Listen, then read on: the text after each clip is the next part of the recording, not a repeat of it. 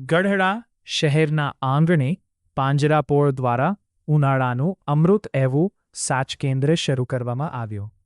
ગઢડા શહેરના આગેવાનો અને સેવાભાવી માણસોના સાથ અને સહકારથી સાસ કેન્દ્ર શરૂ કરવામાં આવેલ.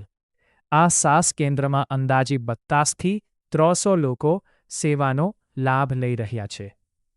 ગઢડા શહેરના આગેવાનો રમેશભાઈ ભીંગરાડિયા, રમણભાઈ દેસાઈ, કનુભાઈ જેબલિયા, કરશનભાઈ મેર, પ્રવીણભાઈ મેર, કિશોરભાઈ વેલાણી, અમરશીભાઈ ઝરમરિયા, શાનતભાઈ ધાધલ, વાલજીભાઈ ડાભી, ઉપેન્દ્રભાઈ શર્મા, ઘુઘાભાઈ મેર સહિતના અનેક સેવાભાવી આ કેન્દ્રની અંદર સેવા તેમજ 50 શક્તિ યોગદાન આપી રહ્યા છે.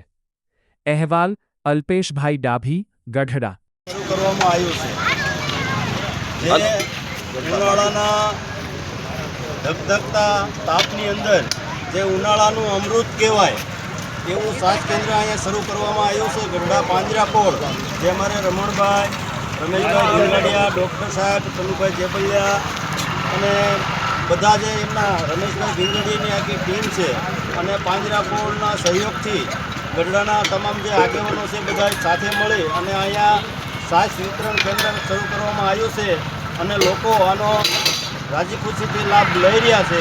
આ ઉનાળાની અંદર આ સાસ વિતરણ એટલે એક અમૃતનું વિતરણ થઈ રહ્યું છે ત્યારે આ તમામ ટીમને બધા ગામ વતી અભિનંદન પાઠવે છે. અંદાજે કેટલા કઈ છે સાસના લેવાવાળા? 250 થી 300 વ્યક્તિઓ છે જે આ અમૃતનો લાભ લઈ રહ્યા છે અને સાસ કેન્દ્રની અંદર જોડાણા છે.